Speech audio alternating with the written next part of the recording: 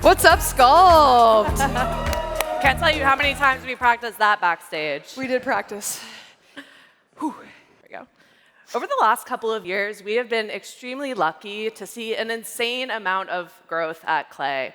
We're on track to over 8x revenue, 6x our headcount, and we've stood up an entirely new sales motion, going from 0 to 250 enterprise customers. Yeah. Thank you. So what has driven this growth? Well, first, our community, all of you amazing people in this room, have played a huge role in fueling Clay's growth as a company. Give yourselves a hand of applause. Of course, we have to give some credit to our team. These are the people that are building Clay, building this product that you all know and love, and all the programs that surround it. And I guess we could give a little bit of credit as well to Varun and Kareem, my bosses, who, just a little bit of credit though, not too much. But there's been a secret star that has played a huge role in our own growth that we haven't talked about very much, and that is Clay itself. We, of course, use Clay super heavily across everything that we do in our customer journey, from onboarding, sales, marketing, and more. We use Clay in nearly everything we do, everything above the surface, as you can see here from this AI-generated image, building pipeline, running our sales motion, a lot of what the rest of our customers do as well. But we also go below the surface and use Clay in our customer experience, post-sale, and support, and customer success, and even for product. So today, Ashley and I are going to open source some of the more unique ways that we use Clay across the company internally, from the second that someone hears about us the first time to well into their customer journey with us. And we'll walk you through real workflows. We're going to go raw into the Clay tables and show you the tables and all. Every example you'll see will start in one of two ways. We're either inspired by saving our team time. The more time we save our team with Clay workflows, the more time they have to spend with all of you. And if we're not doing that, we're trying to improve the customer journey. We're looking for sticky areas of our customer journey that don't feel so great or lack delight, and infuse those into the customer journey. So everything that you'll see today will have one or two of these flavors or both. And we'll go in chronological order. So we're going to start with the very top of our customer journey, which is awareness. This is the first moment that you might hear about Clay, covering everything from out of home, billboards, to digital ads, and more. Once you've heard about Clay, you hopefully want to evaluate it. You will do this either through signing up for a free trial on our website or talking to our sales team, one of our amazing go-to-market engineers like Ashley. And that's where my favorite part begins, which is onboarding. This is where you're going to build your first valuable Clay use case. And then you'll go deeper. You'll be bitten by that Clay bug, and we aim to bring you into all of the use cases that you might find valuable. And by that point, hopefully, if we've done our jobs right, you are obsessed with Clay. You want to scream about how much you love it from the rooftops, both internally and externally. So let's roll it back. We're going to do a live sales to CX handoff here, and Ashley will walk us through the awareness stage. And this is the only time we won't use Clay for that. All right, so let's start with awareness. Show of hands here. Who saw a Clay billboard coming to San Francisco? Whew, OK, it works. Let's go. OK, so we were hoping for that. So these are done in pretty much an unscientific way most often than not. You kind of guess where it should be, throw up a clever slogan, and you hope for some signups. From my read, it's a little bit more of a vibes-based strategy, which we are Clay. We do absolutely love a good vibe. Hopefully, you've gotten that today. But we don't want to do that for our approach. So we made ourselves a promise. We said if we were going to put up billboards, we wanted to be really intentional, no wasted impressions, no spray and pray tactics. So we took a different approach, and we started with our target accounts. We asked, what if we could target out-of-home campaigns the way we target digital ads? Better yet, what if we could actually target where our buyers show up to work every single day, like right outside their doorstep? Using Clay, we pulled these office locations, or every company with SF offices, into Clay and got their verified addresses using Claygen. And this really gave us the foundation to plant something hyper-targeted. We took those verified addresses and we actually put them on the map. And once we knew where our ICPs worked, it was very obvious where we needed to put our billboards, which is what you see here. So these new pins that you just saw represent the exact spots where we ended up placing those billboards, right alongside the buildings that our buyers walk into every single day. This was out-of-home ABM, engineered by our amazing marketing team. Shout out to the marketing team. Y'all are great. And if you saw one, it's because we planned for you to. And so our billboards really allow us to meet our buyers where they are physically. And the next is social listening, where we use Clay to meet them in an online format, right in the discussions that they're already having. This is a post from Jess's LinkedIn. We're actually pulling in live reactions, comments, engagement on this post, and we're actually able to essentially map out an entire buying committee with one post. We're taking all this information, we're enriching the folks in real time, so we actually can have a really good understanding of who's engaging with us. Before Clay, it was really impossible to track marketing qualified engagements. And so once we pull this data into Clay, we actually can just go in and ask SCULPT, hey, how many of these leads are actually marketing qualified? And within seconds, not minutes, we actually can get a really strong idea as to who's actually reacting with this post.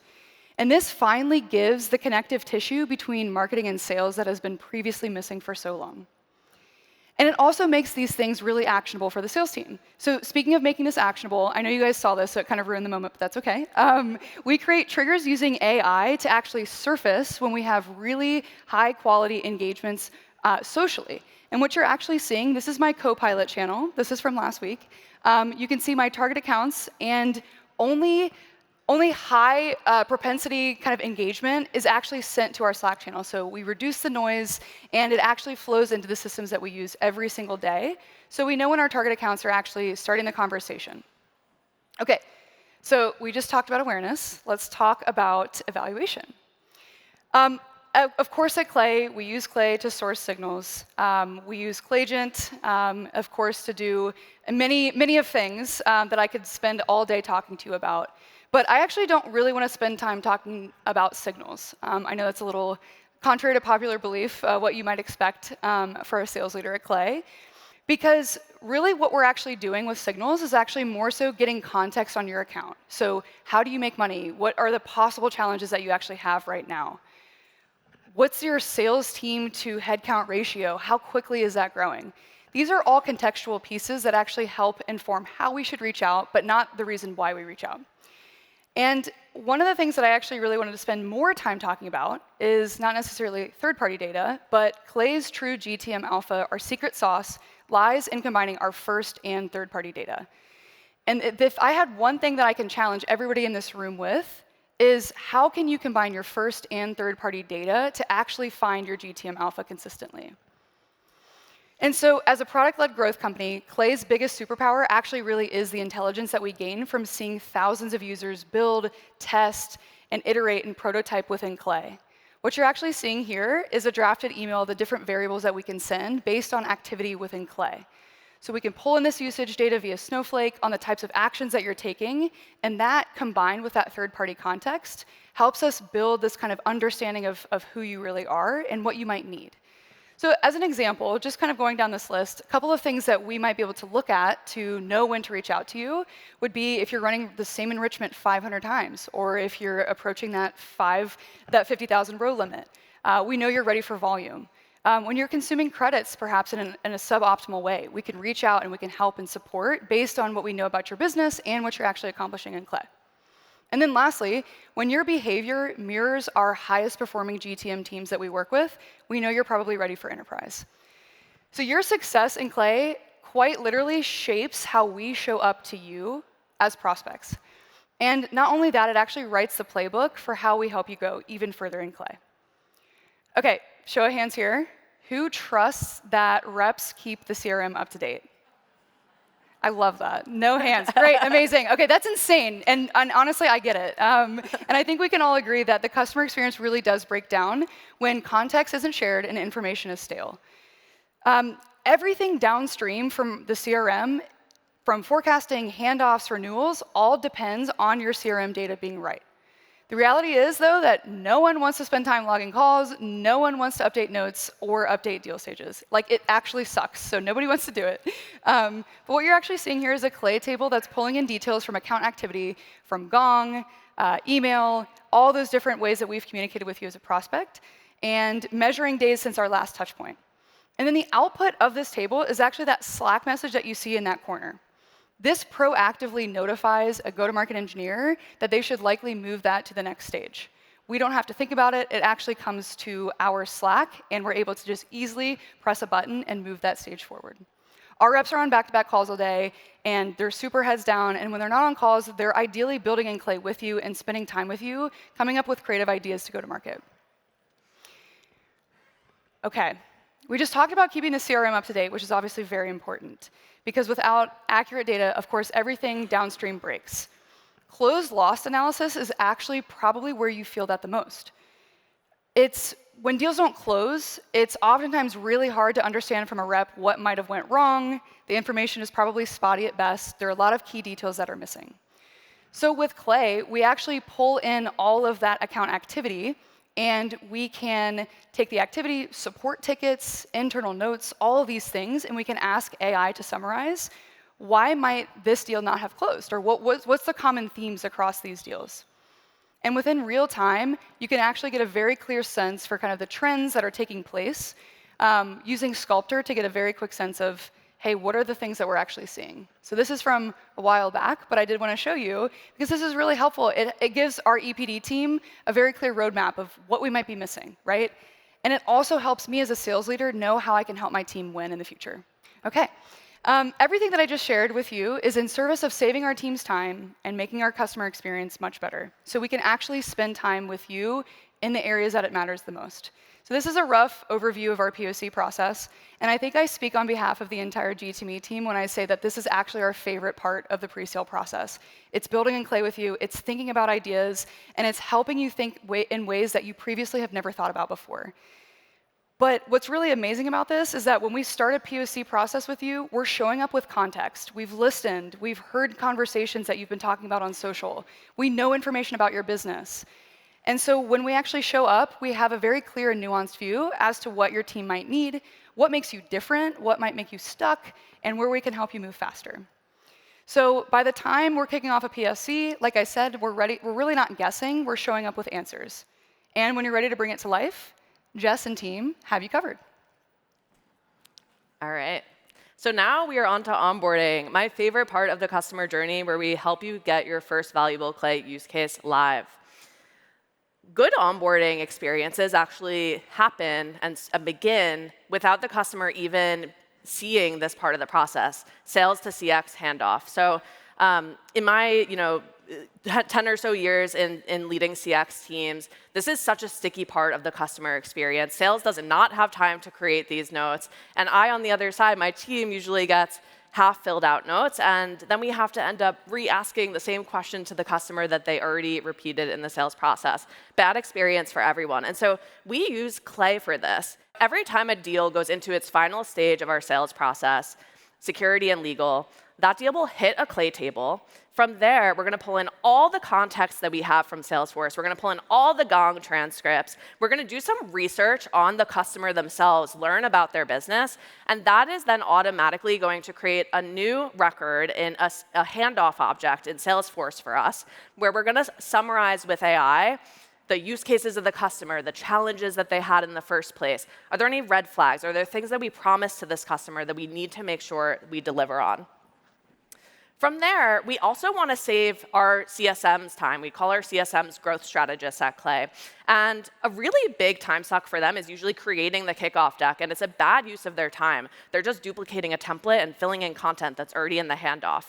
And so we use Clay for this. You can see here in my Copilot channel, I am kicking off a Clay workflow where I essentially am going to hit the Clay table when the customer is ready, right? So I'm going to go into the Slack channel. I'm going to say, OK, DigitalOcean just closed as a customer. In this Clay table, create the deck for me, essentially. So take all the context from the handoff, take everything else that we have, and summarize for me what the customer wants to do with Clay. From there, we're going to arm our support team. So who in here knows our support team? Arturo, Bo, Daniela. Yes, give them a round of applause. Give them a round of applause. They are famous. They are amazing in their own right. They don't need us to make them more amazing. But one thing that we do to help them is we use Clay. So every time a ticket opens in Intercom, we drop that ticket into this Clay table. In the Clay table, we're enriching who you are. So we're saying we want to know if this is a chief revenue officer or a Salesforce admin. We're going to need to treat them a little bit differently. So we're going to enrich that info as well as other things like how long has this company been a Clay customer? How many tables do they have live in their workspace? We're going to take all of those things, and we are going to then push them back into Intercom in a note for Arturo, Bo, Daniela, all the people you know and love, to know exactly who they're talking to so they can give you the right level of support. All right.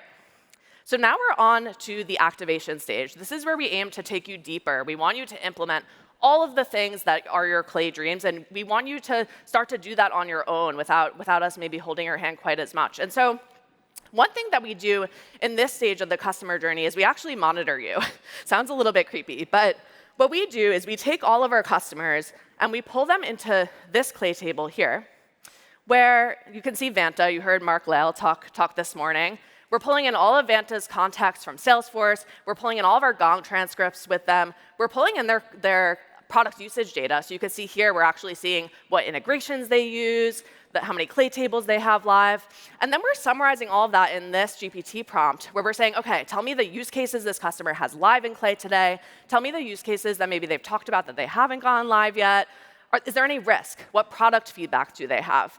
And then we're taking all of that, and we're using SCULPT to answer questions that the business has about our customers. This is a part of my job that I love. I get to kind of share our customers with every other team at Clay. So if Abby, who you heard this morning, one of our product leaders, comes to me and says, OK, what are the top pieces of feedback that our enterprise customer base has on Clay? I can now come in here into this table and ask that question to SCULPT, and it's going to tell me, right? Who here wants better credit controls and management? So that is one great use case of SCULPT. I can also use this for answering questions for Ashley's team. Super common question that I'll get is, hey, we have a prospect that's evaluating Clay for a signals use case. Who's a really healthy enterprise customer that I can give as a reference? And so we can ask that question to SCULPT, and it's actually going to look for a good health customer from this table and tell me what signals they're using in Clay so I could give some good recommendations to Ashley. We also want to keep a product customer feedback loop going. This is a really important part of the customer journey to make sure that you all continue to adopt and activate. If we're not building the things that you all want, you're not going to use Clay as much. And so we use Clay for this. Every time a ticket opens in our support queue, we drop that ticket into this Clay table. In this Clay table, we are going to run the ticket through an AI prompt where we're going to simply ask it, is there product feedback in this ticket itself? And if there is product feedback, what we're going to do is we're going to have it categorize the feedback into the correct engineering pod that the feedback is relevant to. That will then push it into a Slack channel for the relevant team. So it's going to push it in here for the AI team. And then feedback Frank, which is what we call this workflow, is going to surface this for our engineering and product team. That way, the next time an engineer might have some downtime, they could just go into this channel and get real things that they could work on for our customers to make their lives better. OK, so lastly, now that our customers are obsessed with Clay, we want them to share their passion with the world, internally and externally at their companies. And so most companies do this by doing kind of, in my opinion, stale QBRs. At Clay, we don't do your grandma's QBRs. We do what are called impact reviews. And we, again, use Clay for this. QBRs, impact reviews, whatever you call them, these tend to be really difficult for CS teams because they're super timely to do them in a really effective way. Our impact reviews at Clay, we go really, really deep into the workspace and diagnose what have you done to date, what haven't you done, and we give you really tailored recommendations on how you could get more value out of the product. And so we use Clay to create a first draft of our impact reviews. In this same Copilot channel, I can do /QBR, and I'm creating one here for Vanta, who you heard from this morning. That is going to drop Vanta into this clay table, where we're going to do a bunch of different things. We're going to get their logo. We're going to pull in all their clay usage to date. We're going to categorize their use cases. We are going to see what they've talked about wanting to do, but in their product usage data have not done yet. And then we're going to create content. So we're going to use AI to actually create the content of this impact review deck, which at the end, we will use our Google Slides integration to create from a template for the impact review itself. So drum roll, please. Thank you, thank you. All right, so here's the impact review deck. We see Vanta's logo. We see how many accounts they've enriched, how many contacts they've enriched, their Clayagent runs. These are all their live use cases. So we actually are analyzing this in the clay table with UI, feeding their product usage data into it. And then here, you can see that they've talked about wanting to do account-based marketing, but haven't yet. So Mark Lyle, if you're out there, I'm going to get on you about that. And then here, we're doing something really fancy, and we're actually even creating graphs with credit usage and product usage for the customer. OK. So we just threw a lot at you, and you all have seen many different workflows and probably some inspiration here today. So we wanted to leave you with just a couple of thoughts that Ashley and I have had and learnings we've had building go-to-market at Clay. First, let the field guide you. Probably should have said this at the beginning, but Ashley and I actually did not build any of these workflows. Osman, who's over there, Osman, raise your hand, and his team.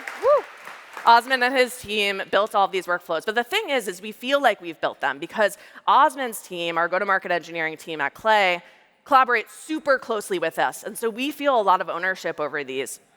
And I think a lot of people said this today, but by doing this, you're not only going to create workflows and programs that actually move the needle, but you're also going to train your field to dream bigger because they're going to come to you with their wildest dream. You're going to blow their minds by making that dream a reality and train them that they should keep going and continue to dream big.